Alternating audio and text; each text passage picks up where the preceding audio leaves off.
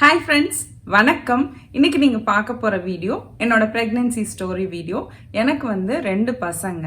So இன்னைக்கு என்னோட first பையனோட ப்ரெக்னென்சி ஸ்டோரியை தான் உங்களுக்கு நான் ஷேர் பண்ணிக்க போகிறேன். புதுசாக பார்க்குறவங்களுக்கு என்னோட பேர் சுபா. நான் யூஎஸில் இருக்கேன். நான் கிட்டத்தட்ட ஒரு 2 இயர்ஸாக வீடியோ போட்டுட்ருக்கேன். என்னோட வீடியோ உங்களுக்கு பிடிச்சிருந்துச்சுன்னா லைக் பண்ணி ஷேர் பண்ணி சப்ஸ்கிரைப் பண்ணுங்கள். இப்போ வாங்க வீடியோ பார்க்கலாம்.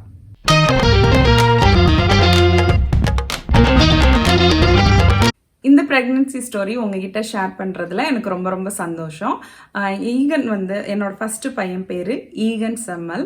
அவனோட ப்ரெக்னென்சி ஸ்டோரி இன்னைக்கு உங்கள்கிட்ட ஷேர் பண்ணுறதுல எனக்கு ரொம்ப சந்தோஷம். எதனாலனா அவனோட 10th பர்த்டே இன்னைக்கு. ஸோ இது ஒரு ஸ்பெஷலாக இருக்கணுங்கிறதுக்காக அவனோட 10th பர்த்டே அப்போ நான் இந்த வீடியோ மேக் பண்ணுறேன். ஸோ இப்போ நம்ம ப்ரெக்னென்சி ஸ்டோரிக்குள்ளே போயிடலாம். ஸோ என்னோட பர்சனல் எக்ஸ்பீரியன்ஸ், நான் என்னென்ன மாதிரியான ஃபுட் எடுத்துக்கிட்டேன், எனக்கு என்ன நார்மல் டெலிவரி ஆனது நேச்சுரல் பர்த் எப்படி நான் அந்த பெயினை ஹேண்டில் பண்ணேன், இதெல்லாம் தான் உங்க கூட ஷேர் பண்ணிக்க போகிறேன்.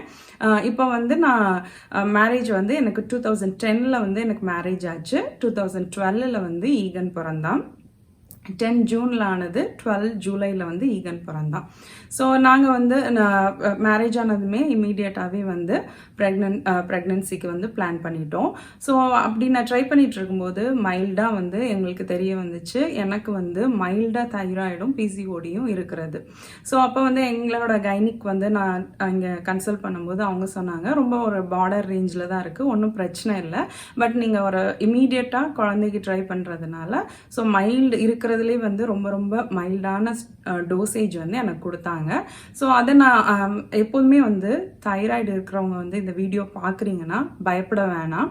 ஸோ நம்ம தைராய்டுக்கு டாக்டர் கொடுக்குற மெடிசனை எடுத்துக்கிட்டு நம்மளோட லைஃப் ஸ்டைல் சேஞ்சஸை ஒன்றுமே இல்லை, நல்ல ஒரு வாக் போயிட்டு மனசை ரிலாக்ஸாக வச்சுருந்தோன்னா எனக்கு பார்த்திங்கன்னா இது எனக்கு தெரிஞ்ச ஒரு வித்தின் 4 monthsலேயே நான் ப்ரெக்னென்ட் ஆகிட்டேன்.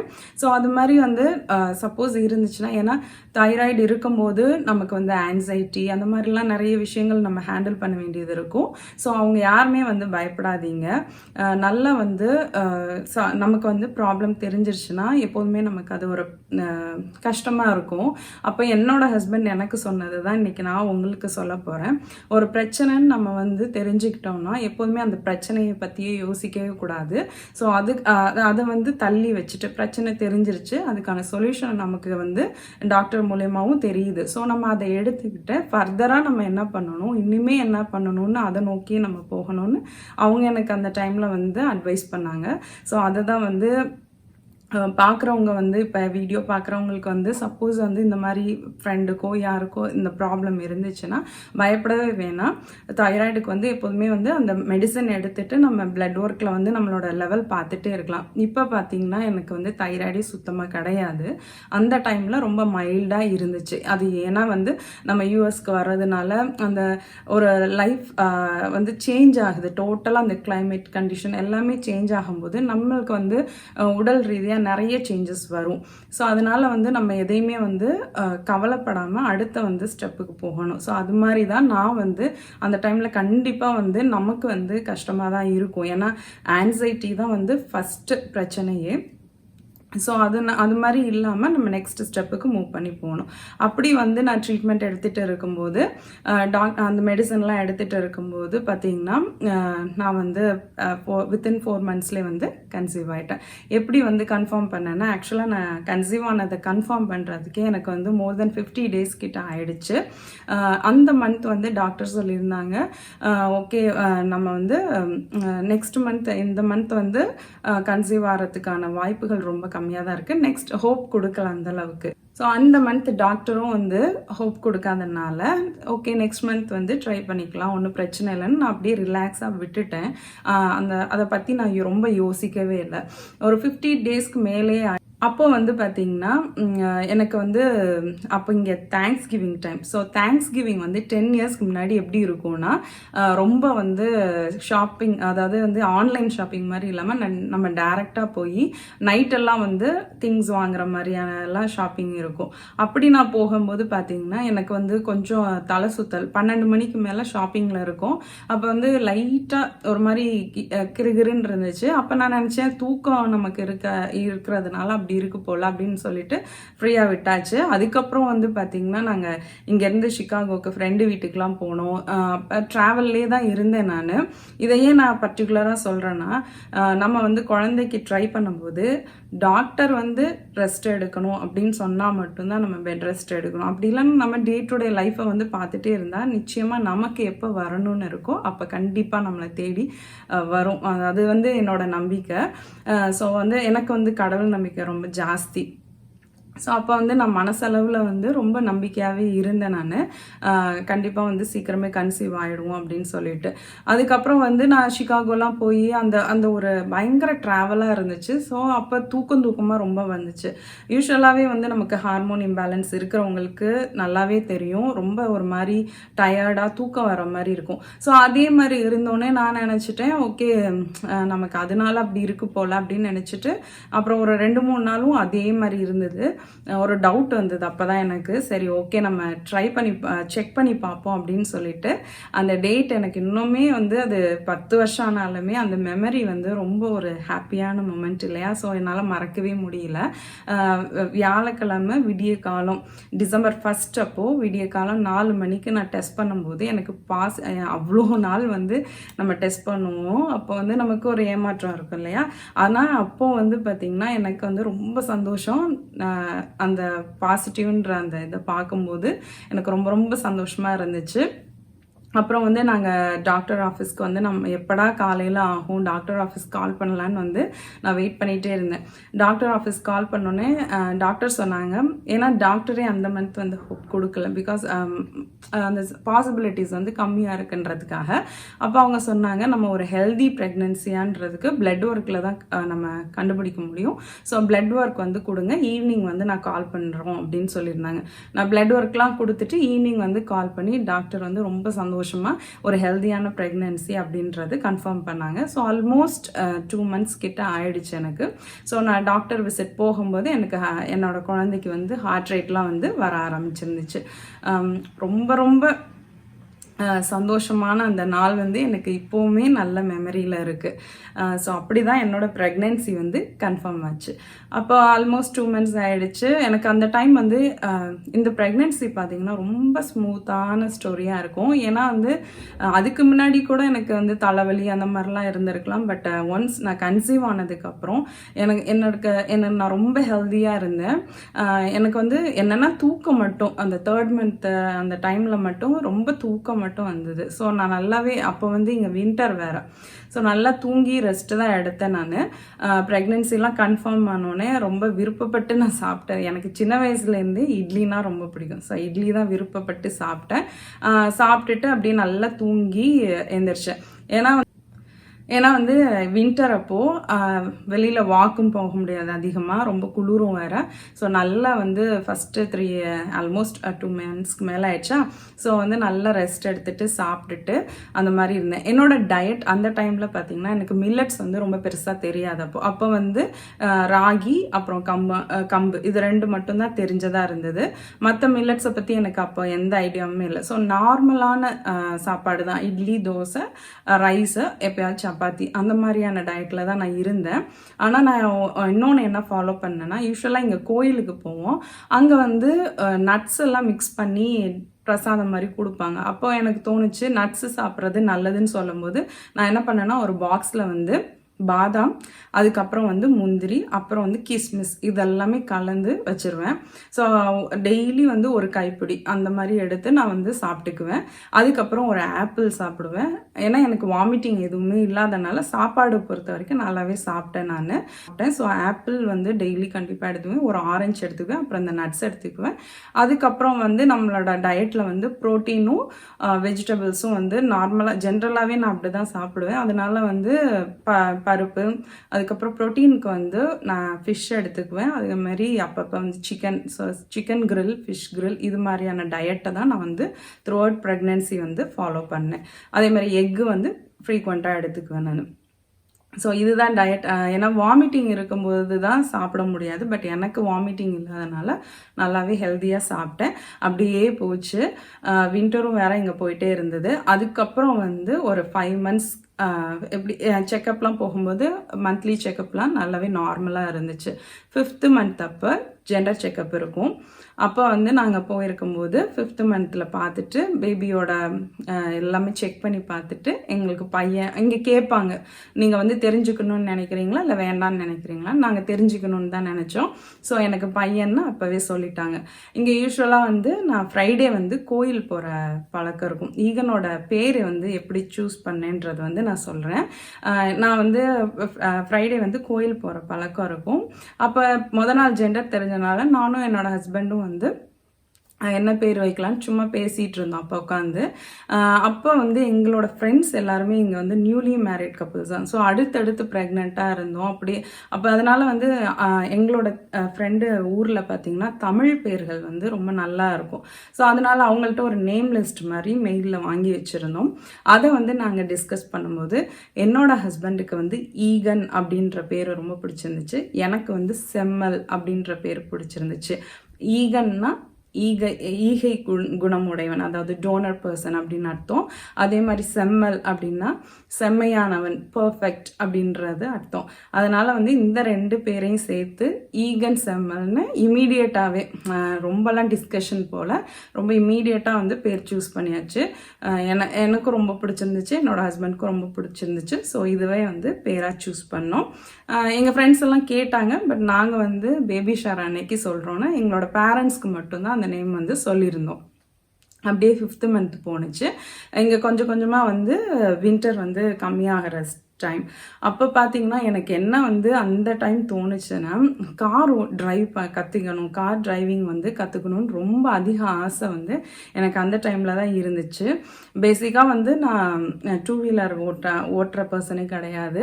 ஆனால் நான் இங்கே மேரேஜ் ஆகி வரும்போது என்னோட ஹஸ்பண்ட் வந்து கார் டிரைவிங்கில் கற்றுக்கிட்டு லைசன்ஸ் எடுக்க சொன்னேன். அப்போ நான் வந்து எடுத்தது தான். அதுக்கப்புறம் வந்து என்னோட ப்ரெக்னென்சியில் தான் வந்து எனக்கு கார் ரொம்ப கற்றுக்கணுன்ற அந்த ஆசை வந்து எனக்கு அப்போ இருந்தது. அதனால வந்து அந்த டைமில் கார் டிரைவிங் கற்றுக்கிட்டு 7th month அப்போ வந்து லைசன்ஸ் எடுத்துக்கிட்டேன். ஸோ இதுதான் அந்த டைம் வந்து எனக்கு இருந்தது. பெருசாக கிரைவிங்லாம் அந்த மாதிரி இல்லை. பட் எனக்கு கார் ஓட்டணுன்ற அதிக ஆர்வம் வந்து அந்த டைம் இருந்துச்சு. அதுக்கப்புறம் வந்து பெயிண்டிங் பண்ணுவேன். அதுக்கப்புறம் இதெல்லாம் வந்து ஈகன் எனக்கு வயிற்றில் இருக்கும்போது எனக்கு வந்து தோணின விஷயங்கள். பெயிண்டிங் பண்ணணும், திடீர்னு வந்து கவிதை எழுதுறது, இந்த மாதிரியான காமெடியான விஷயங்களும் அப்பப்போ நடந்துச்சு. இதெல்லாம் போச்சு. அதே மாதிரி நான் வந்து ரொம்ப கடவுள் நம்பிக்கை உள்ள ஆளுன்னு சொன்னேன். ஸோ நான் வந்து அந்த டைமில் கேட்ட பாட்டு வந்து கந்த சஷ்டி கவசம், கந்த குரு கவசம், இது 2ம் தான் வந்து ரெகுலராக கேட்பேன். அப்புறம் வந்து சக்தி கவசம், இது 3மே வந்து கேட்பேன். அதில் வந்து நான் அப்படி கேட்டுட்டு, ஏன்னா நமக்கு வந்து கொஞ்சம் மந்த் ஆகலாம் வந்து தூக்கம் வராமல் இருக்கும்போது நான் இந்த பாட்டு கேட்டாலே தூங்கிடுவேன். அப்போ வந்து நான் வந்து முருகன் எனக்கு ரொம்ப இஷ்ட தெய்வன்றனால இந்த பாட்டு தான் நான் த்ரூ அவுட் ப்ரெக்னென்சி என்னோட 2 குழந்தைகளுக்குமே நான் வந்து கேட்டது. இது வந்து என்னோட நம்பிக்கை தான். ஸோ நமக்கு வந்து தூக்கம் வராதப்ப அவங்களுக்கு பிடிச்ச பாட்டை நம்ம அந்த டைமில் கேட்டுக்கிட்டோன்னா ஆட்டோமேட்டிக்காக தூக்கம் வந்துடும். இது நான் ஃபாலோ பண்ண ஒரு விஷயம். அப்புறம் வந்து ஒரு 7th month அந்த மாதிரிலாம் ஆகும்போது ஒரு ரெகுலர் வாக் மாதிரி போவேன். நான் காலையில் போவேன், அப்புறம் ஈவினிங் வந்து என்னோட ஹஸ்பண்ட் ஆஃபீஸ்லேருந்து வந்தோடனே அப்படி ஈவினிங் வாக் போவோம். ஸோ இந்த மாதிரி வந்து ரெகுலராகவே வந்து வாக் போவேன். அதே மாதிரி எனக்கு வந்து ஹெல்த்தில் வந்து எந்த ஒரு பிரச்சனையும் இல்லாதனால நான் நார்மலாக என்னென்ன வேலைகள், இங்கே பார்த்தீங்கன்னா நாங்கள் யூஎஸில் இருக்கிறோம் அப்படின்னு தான், ஃபாரின் கண்ட்ரினா அந்த லைஃப்பை நம்ம அக்செப்ட் பண்ணிட்டா வீட்டில் இருக்க எல்லா வேலையுமே நம்ம தான் பண்ணணும். ஸோ ப்ரெக்னெண்ட்டாக இருந்தாலுமே இங்கே நான் இல்லை, எல்லாருமே வந்து அவங்கவுங்க வேலைகளை வந்து பாத்டப்பில் வாஷ் பண்ணுறதுலேருந்து எல்லாமே என்னோடய ஃப்ரெண்ட்ஸில் டிஸ்கஸ் பண்ணும்போதெல்லாம் அவங்க சொல்லுவாங்க, அவங்களும் இதே மாதிரி தான். ஸோ எங்களால் முடிஞ்ச அளவுக்கு 9th month வரைக்குமே எல்லா வீட்டு வேலைகளையுமே செஞ்சோம். அப்போ வந்து நான் டிஷ்வாஷர் யூஸ் பண்ண மாட்டேன். ஸோ கையில் தான் விளக்குவேன். அப்போ வந்து முடிஞ்ச அளவு வந்து நான் விளக்குவேன். அதுக்கப்புறம் எங்கள் வீட்டில் இருந்தெல்லாம் வந்ததுக்கப்புறம் 2 பேர் வீட்டில் இருந்துமே 9th வந்திருந்தாங்க. ஸோ அவங்க வந்ததுக்கப்புறம் அவங்க வந்து அந்த ஹெல்ப் எல்லாம் பண்ணாங்க. அது வரைக்கும் நான் வந்து செஞ்சேன். அதுக்கப்புறம் வாக்கிங் வந்து நல்லாவே ஃபாலோ பண்ணேன். மார்னிங் வந்து ஒரு 1/2 அன் ஹவர் வாக் பண்ணுவேன். ஈவினிங் என்னோடய ஹஸ்பண்ட் வந்தோடனே ஸ்லோவாக ஒரு 40 மினிட்ஸ்க்கு மேலே நடந்துகிட்டே இருப்போம். நல்லா நடக்கிறது, ட்ராவல் பண்ணுறது இதெல்லாமே நார்மலாக தான் இருந்துச்சு. ஏன்னா நல்லாவே நான் சொன்ன மாதிரி இந்த ப்ரெக்னென்சி வந்து இப்போ நினச்சி பார்த்தாலுமே ரொம்ப சந்தோஷமான ஒரு ப்ரெக்னென்சி. அவ்வளோ ஒரு ஸ்மூத்தாக போச்சு. அதுக்கப்புறம் வந்து அப்படியே வந்து எனக்கு வளைகாப்பு டைம் வந்துச்சு. அப்போ எங்கே இருக்கிற ஃப்ரெண்ட்ஸ் எல்லாம் தான் வளைகாப்பு அரேஞ்ச்மெண்ட்ஸ்லாம் பார்த்தாங்க. எனக்கும் என்னோடய ஹஸ்பண்டுக்கும் ரொம்ப பெரிய பிளான் அந்த மாதிரிலாம் யூஸ்வலாகவே வந்து அந்த மாதிரி டெக்கரேஷன் பிளான்லாம் வந்து ரொம்ப யோசிக்க மாட்டோம். ஸோ அப்போ வந்து ஃப்ரெண்ட்ஸ் எல்லாம் அரேஞ்ச் பண்ணி டெக்கரேஷன் பண்ணது. அப்புறம் நாங்கள் வீட்டில் வந்து நாங்களே இப்போ மற்றதெல்லாம் வந்து பண்ணி ஒரு ரொம்ப சந்தோஷமான ஒரு வளைகாப்பு வந்து நடந்துச்சு. அன்னைக்கு தான் வந்து ஈகனோட பேரை வந்து நாங்கள் வந்து எல்லாருக்கும் சொன்னோம். ஸோ ஃப்ரெண்ட்ஸ் எல்லாம் கேட்டுட்டு ரொம்ப நல்லா இருக்கு பேர் அப்படின்னு சொன்னாங்க. ஸோ என்னோட பையனோட பேர் ஈகன் செம்மல், லாஸ்ட் நேம் வந்து பிரதாப். ஸோ அதுதான் அவனோட பேர். அப்புறம் வந்து அப்படியே வந்து வளைகாப்புலாம் முடிஞ்சு நல்லா ஒரு ஹாப்பியாக போயிட்டு இருந்துச்சு. யூஸ்வலாக வந்து இங்கே வந்து சொல்லுவாங்க, இங்கன்னு இல்லை எப்போதுமே வந்து டாக்டர் சொல்கிறது ப்ரெக்னெண்ட்டாக இருக்கிறவங்களுக்கு வந்து 8th மந்த்லேருந்து நம்ம வந்து பேபியோட மூமெண்ட்ஸை வந்து நல்லாவே வந்து வாட்ச் பண்ணணும். நமக்கு வந்து 5th மந்த்லேருந்தே பேபி மூமெண்ட்ஸ்லாம் தெரியும். அது ஒரு ஹாப்பியான ஒரு மூமெண்ட்டாக இருக்கும். அது வந்து 8th மந்த்லேருந்து நம்ம நல்லா அப்சர்வ் பண்ணணும். அந்த மாதிரி 9th மந்தில் வந்து என்ன ஆயிடுச்சு, யூஸ்வலாக வந்து என்னோட குழந்தை உதைக்கிறது அப்போ தான் நான் வந்து எந்திரிப்பேனே. அந்த டைம் பார்த்தீங்கன்னா நாங்கள் வந்து இங்கே வீசாவில் தான் இருந்தோம். அதனால வந்து சோஃபா மட்டும் வாங்கியிருந்தோம், டைனிங் கிடையாது. அதே மாதிரி பெட் ஃப்ரேமும் வாங்கலை, மேட்ரஸ் மட்டும் கீழே போட்டிருக்கோம். ஸோ நான் வந்து ஆரம்பத்துலேருந்தே நம்ம கீழே உட்காந்து எந்திரிக்கிறது அந்த மாதிரிலாம் வந்து ஒரு கேஷுவலாக எப்போதும் மாதிரியே நான் பழகிக்கிட்டேன். ஏன்னா என்னோட ஹஸ்பண்டுக்கும் சரி எனக்கும் சரி ப்ரெக்னெண்ட்டாக இருக்கோன்னு ஒரு ஸ்பெஷலாக எதையுமே வந்து பண்ணக்கூடாது அப்படின்றது வந்து நாங்கள் ஃபிக்ஸ் பண்ணிக்கிட்ட ஒரு விஷயம். ஏன்னா நமக்கு வந்து டாக்டர் வந்து ஒரு ரெஸ்ட் வேணும்னு சொல்லாத வரைக்கும் ஒன்றுமே பிரச்சனை இல்லை நம்ம உடம்புல. ஸோ நம்ம நான் எப்படி இருப்பேன், எனக்கு கீழே உட்காந்து தான் ரொம்ப கம்ஃபர்டபுளாகவும் இருக்கும். ஸோ அதனால் வந்து அப்படியே பழகிக்கிட்டோம். அதுக்கப்புறம் வந்து 9th மந்த் அப்போ அவன் யூஸ்வலாக வந்து உதைச்சி தான் காலையில் நான் எந்திரிப்பேன். அன்றைக்கி வந்து அவன் உதைக்கவே இல்லை. நான் எந்திரிச்சிட்டேன், சாப்பிட்டு அப்படியே ரிலாக்ஸாக வந்து ரொம்ப நேரம் ஆயிடுச்சு. மூமெண்ட்டே வந்து என்னால் அப்சர்வ் பண்ணவே முடியல. நான் அப்புறம் என்னோடய ஹஸ்பண்டை கூப்பிட்டு நான் வந்து சொன்னேன். அப்போ வந்து வீக்கெண்ட் வேறு, அப்போ ஹாஸ்பிட்டலும் இருக்காது. அப்போ நான் சொன்னேன் இந்த மாதிரி குழந்தை வந்து மூமெண்ட்டே இல்லைன்னு. உடனே வந்து சில்லுன்னு வாட்டர் குடிச்சு பார்க்க சொன்னார். சில்லுன்னு வாட்டர் குடித்தேன், அப்போவும் மூமெண்ட் இல்லை. உடனே நான் பயந்துட்டோம், 2 பேருமே பயந்துட்டு நான் வந்து டாக்டர்கிட்ட போயிடலான்னு சொல்லிட்டு நாங்கள் வந்து இம்மீடியட்டாக நான் வந்து போயிட்டேன். ஆக்சுவலாக எமர்ஜென்சி தான் போக முடியும். இங்கே வந்து எமர்ஜென்சினா நம்ம கையிலேருந்து மோர் தென் $1000 கிட்ட நம்ம பே பண்ண வேண்டியது இருக்கும். பட் குழந்தை விஷயம் இல்லையா, ஸோ அதனால வந்து மூமெண்ட் எல்லாம் இல்லைன்னு நான் ஃபீல் ரொம்ப நேரமாக இல்லை. நானும் திரும்பியெல்லாம் படுத்து பார்த்தேன், என்னென்னோ பண்ணேன், மூமெண்ட்டே இல்லாதனால நான் வந்து போய் எல்லாம் இங்கே வந்து ப்ரொசீஜர்லாம் முடித்து நம்ம உள்ளே வந்து இமீடியட்டாலாம் போக முடியாது, கொஞ்சம் நேரம் ஆகும். எல்லாமே முடித்து அவங்க என் கையில் டேக் கட்டி மானிட்டர் பண்ணலான்னு கூப்பிட போகும்போது அப்போ தான் வந்து எனக்கு பேபியோட மூமெண்ட்ஸ் தெரியுதா. நான் உள்ளே போகிறதுக்கு முன்னாடியே சொல்லிட்டேன் எனக்கு இப்போ வந்து பேபி மூமெண்ட்ஸ் தெரியுதுன்னு. பட் அப்போ வேறு ஆப்ஷனே இல்லை. நம்ம வந்து போயிட்டோன்னா வந்து மணி பே பண்ணி தான் ஆகணும். ஸோ அது வந்து அந்த டைம் எனக்கு நடந்த ஒரு விஷயம். பட் ஆனால் அதனால ஒன்றும் இல்லை. ஏன்னா நமக்கு வந்து அந்த ஒரு 8th மந்த்துக்கு மேலே கண்டிப்பாக ஃபஸ்ட்டு கன்சீவ் ஆகிறவங்களுக்கு சொல்கிறேன், அந்த டைம் வந்து கண்டிப்பாக வந்து நம்ம ரொம்ப அப்சர்வ் பண்ணிகிட்டு இருக்கணும் குழந்தையோட மூமெண்ட்ஸ் இருக்கான்னு. அதே மாதிரி நான் இன்னொரு விஷயம் வந்து 5th மந்த்லேருந்தே ஃபாலோ பண்ணேன். நான் வந்து ஃப்ளாட்டாகவே படுக்க மாட்டேன். நான் எந்திரிச்சு உட்காந்து இந்த லெஃப்ட்டு இல்லைனா ரைட்டு தான் படுப்பேன். அதுவும் எந்திரிச்சு உட்காந்து தான் டேர்ன் பண்ணி படுப்பேன். இதெல்லாம் நான் கொஞ்சம் ஃபாலோ பண்ணிக்கிட்டேன். ஏன்னா வந்து எந்த ஒரு நம்மளால் முடிஞ்ச அளவு வந்து நம்ம வந்து கரெக்டாக கொண்டு போயிட்டு அதுக்கு மேலே வந்து கடவுள் கையிலையும் அந்த குழந்தை வந்து மூவ் பண்ணி வர்றதுலையும் தான் இருக்குது நம்மளோட டெலிவரியே. ஸோ ஆனால் நான் என்னால் முடிஞ்ச அளவு நான் கரெக்டாக இருக்கணுங்கிறதுக்காக முடிஞ்ச அளவு ஒரு ஹெல்த்தியான ஃபுட்டும், அதுக்கப்புறம் வந்து நம்ம படுக்கிற விஷயத்தில் வந்து நான் ஃப்ளாட்டாக 5th மந்த்லேருந்தே ஃப்ளாட்டாக நான் படுத்ததே இல்லை டெலிவரி ஆகிறது வரைக்கும். ஸோ நான் இப்படி டேர்ன் பண்ணி படுப்பேன், லெஃப்ட்டு இல்லைனா ரைட். இது வந்து நான் ஃபாலோ பண்ண விஷயந்தான். ஸோ அதை வந்து நான் அது அப்போ வரைக்குமே நான் அப்படி தான் ஃபாலோ பண்ணிக்கிட்டேன். அப்புறம் வந்து லாஸ்ட்டாக வந்து நமக்கு அந்த டியூ டேட் வந்து கிட்டக்க வர வர வந்து வீக்லி செக்கப் வரும். அப்போ போகும்போதே எனக்கு வந்து ஒரு 1.5 வீக்ஸாகவே வந்து 3 சென்டிமீட்டர் டைலேஷன் வந்து எனக்கு இருந்தது. யூஸ்வலாக வந்து 4 சென்டிமீட்டர் டைலேஷன் இருந்தால் லேபர் வந்து நம்மளை அட்மிட் பண்ணுவாங்க. அப்புறம் வந்து சிம்டம்ஸ் சொல்லுவாங்க, கான்ட்ராக்ஷன் இருக்கும், அதுக்கப்புறம் ப்ளீடிங் இருந்தாலோ இல்லை வாட்டர் பிரேக் பண்ணாலோ இந்த ஒரு சிம்டம்லாம் நமக்கு இருந்தால் இம்மீடியட்டாக நம்ம வந்து லேபர் இதுக்கு நம்ம போயிடணும். அந்த மாதிரி எனக்கு டாக்டர் வந்து எக்ஸ்பிளைன் பண்ணியிருந்தாங்க. இங்கே உள்ள டாக்டர் பற்றி கண்டிப்பாக நான் வந்து ஷேர் பண்ணணும். என்னோட கைனகாலஜிஸ்ட் வந்து ரொம்ப ரொம்ப நல்ல டைப்பு. யூஸ்வலாகவே இங்கே வந்து பார்த்திங்கன்னா ப்ரெக்னென்சி அப்போ வந்து நம்மளை நல்லா பேச விடுவாங்க, நல்லா வந்து மனசில் என்ன இருக்குது, அதே மாதிரி வந்து ஏதாவது டவுட்ஸ் இருக்கா எல்லாமே வந்து கேட்பாங்க. அப்புறம் இன்னொரு விஷயம் சொல்ல மறந்துட்டேன், அந்த டைமில் வந்து இங்கே ஒரு புக்கு கொடுப்பாங்க.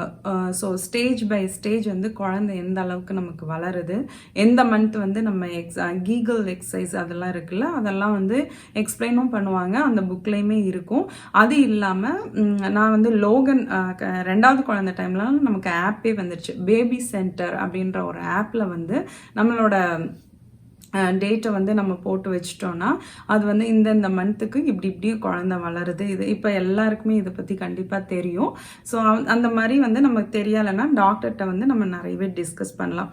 இங்கே எல்லாமே வந்து அவ்வளோ பொறுமையாக அந்த டாக்டர் வந்து நல்ல டவுட்டெல்லாம் வந்து கிளியர் பண்ணுவாங்க. அதே மாதிரி ஏதாவது கொஷின் இருக்கான்னு கேட்டுக்கிட்டே இருப்பாங்க. அந்த ரொம்ப நல்லா பேசுவாங்க, நல்லா பழகுவாங்க. ஏன்னா யூஸ்வலாக வந்து நம்ம ஏதாவது கேட்டால் ஏன் கேட்குறீங்க அப்படின்லாம் கோவம்லாம் படாமல் எல்லாமே வந்து கொஷின் இருக்கா, அவங்களுக்கு டவுட் இருக்கா அப்படின்னு தான் வந்து இங்கே வந்து நான் அந்த டைம் பார்த்த டாக்டர் வந்து இருந்தாங்க. ஸோ அந்த மாதிரி வந்து அப்புறம் டாக்டரே வந்து நமக்கு அந்த டியூ டேட் வர டைமில் எக்ஸ்பிளைன் பண்ணுவாங்க என்ன மாதிரியான சிம்டம் இருந்தால் நம்ம எப்படி வந்து டாக்டருக்கு ஆஃபீஸ்க்கு வந்து கால் பண்ணணும் அப்படின்ட்டு. ஸோ அந்த மாதிரி எனக்கு வந்து 3 சென்டிமீட்டர் டைலேஷன் வேற முன்னாடியே சொல்லிட்டாங்களா. அப்போ நாங்கள் கேட்டோம், அப்போ டாக்டரே சொன்னாங்க எப்போ வேணாலும் டெலிவரி ஆகலாம் அப்படின்ற மாதிரி. அப்போ நாங்கள் கேட்டோம் இன்னைக்கு ஆகிடுமா அந்த மாதிரி ஏன்னா லாஸ்ட் வீக்லாம் வந்து கொஞ்சம் ஃப்ரீக்வெண்ட்டாக இருக்கும் செக்கப்பு. அப்போ வந்து கேட்டப்போ அவங்க சொன்னாங்க இப்போவும் ஆகலாம், நாளைக்கும் ஆகலாம், 10 டேஸும் ஆகலாம். ஏன்னா அது வந்து கண்டிப்பாக வந்து அவங்க கையில் இல்லை அப்படின்ற மாதிரி தான் அவங்க என்கிட்ட சொன்னது. அப்போ ஏன்னா இந்த ஒரு விஷயம் மட்டும் வந்து கண்டிப்பாக வந்து நான் நம்புறது கடவுள் கையில் இருக்குன்னு. ஏன்னா ஒரு குழந்தை வந்து எப்போ பிறக்கணுன்றது வந்து அவங்க சொன்ன விதம் எனக்கு அப்படி தான் இருந்துச்சு. இப்போவும் ஆகலாம், எப்போ வேணாலும் ஆகலாம், எல்லாத்துக்குமே ரெடியாக இருங்க அப்படின்னாங்க. அதே மாதிரி இங்கே வந்து நமக்கு ஒரு பழக்கம், இப்போ எல்லாருமே அதை பண்ணுறோம், பேக் வந்து ரெடி பண்ணி வைக்கிறது. இங்கே ஏன் அதை பண்ணுவாங்கன்னா ஹஸ்பண்ட் அண்ட் ஒய்ஃப் தான் வந்து யூஸ்வலாக இங்கே வந்து டெலிவரி அவங்களே ஹேண்டில் பண்ணி பார்த்துக்குவாங்க. அம்மா அப்பா பேரண்ட்ஸ்லாம் வந்து இதில் ஹாஸ்பிட்டலில் குழந்தைய பார்த்துட்டு அதனால வந்து அவங்க பேக் எல்லாமே ரெடி பண்ணி வைக்கணும். ஸோ அதே மாதிரி நானுமே ரெடி பண்ணி வச்சுக்கிட்டேன். அப்படி இருந்தாலுமே நமக்கு வீட்டுக்கு வரப்போக தான் இருந்தாங்க, அதனால ஒன்றும் பிரச்சனை இல்லை. அப்போ வந்து டாக்டர் வந்து நான் போயிட்டு இருக்கும்போது யூஸ்வலாக பார்த்தா இந்த இடத்துக்கிட்ட தான் ஒரு ட்விஸ்ட் நடந்துச்சு. யூஸ்வலாக வந்து இந்தியன் பேபிஸ்க்கு வந்து தலை சின்னதாக தான் இருக்கும். இங்கே உள்ள குழந்தைங்களை கம்பேர் பண்ணால் நம்மளோட இந்தியன் பேபிஸோட வெயிட்டுமே வந்து கம்மியாக இருக்கும், தலையும் வந்து தலை சைஸும் வந்து சின்னமாக தான் இருக்கும். அப்படி எனக்கு வந்து அவங்க டெஸ்ட் பண்ணும்போது அவங்க வந்து என்ன யூஸ்வலாக வந்து அந்த லாஸ்ட் மந்த்லலாம் வந்து சர்விக் டெஸ்ட் இருக்கும் இல்லையா. ஸோ அப்போ வந்து அவங்க எங்கள்கிட்ட சொன்னாங்க பேபியோட ஹெட்டு வந்து ரொம்ப சின்னதாக இருக்கிற மாதிரி இருக்குது. அதனால வந்து என்ன ஆகும்னா க்ரோத் மேபி கம்மியாக இருக்கலாம். அதனால வந்து நான் வந்து இந்த செக்கப்புக்கு வந்து டியூஸ்டே போனேன். அப்போ அவங்க சொன்னாங்க ஃப்ரைடே வந்து மானிட்டருக்கு வந்து வாங்க, ஃப்ரைடே வந்து நம்ம மானிட்டர் பண்ணி பார்க்கலாம், குழந்தையோட இதெல்லாம் எப்படி இருக்குது அப்படின்னு சொல்லிட்டு பார்க்கலாம். ஏன்னா டைம் இன்னும் இருக்குது. எனக்கு டியூ டேட் வந்து சொல்லி 10 டேஸ்க்கு முன்னாடியே ஆக்சுவலாக எனக்கு குழந்தை பிறந்துருச்சு. ஜூலை எண்டில் சொன்னாங்க, எனக்கு ஜூலை 19th பிறந்தான். அதனால் வந்து ஃப்ரைடே வாங்கன்ற மாதிரி சொல்லியிருந்தாங்க.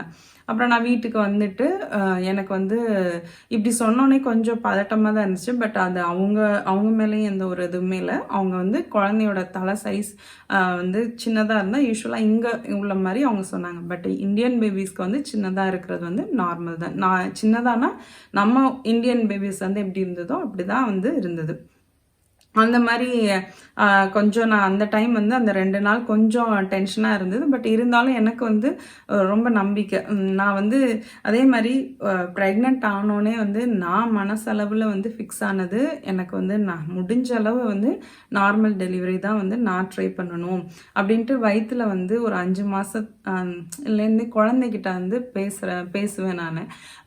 நிறைய விஷயங்கள் வந்து என்ன சொல்கிறது, எனக்கு உன்னை ரொம்ப பிடிக்கும் அந்த மாதிரிலாம் பேசிகிட்டு இருக்கும்போது நான் வந்து சொல்லுவேன், நான் எவ்வளோதான் வந்து எனக்கு பெயின் வலி வந்தாலும் நான் வந்து பதட்டப்படவே மாட்டேன்.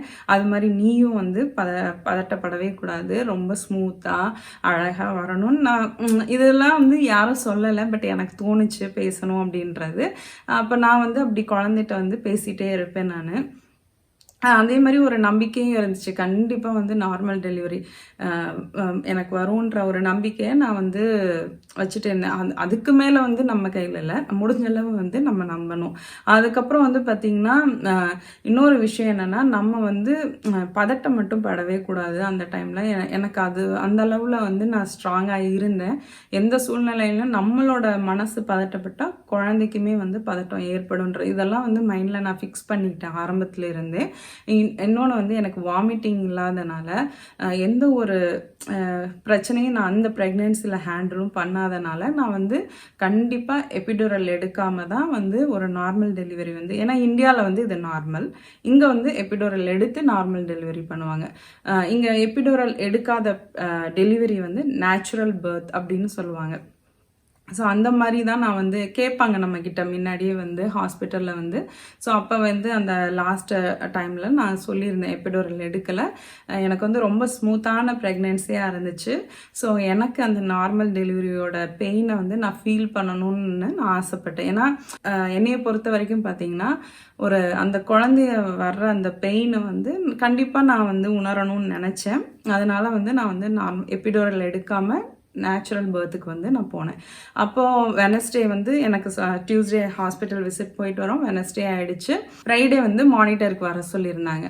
அப்போ வந்து தேர்ஸ்டே மார்னிங் வந்து இப்போ தான் வந்து என்னோடய ப்ரெக்னென்சி ஸ்டோரியோட கிளைமேக்ஸ் வரப்போகுது.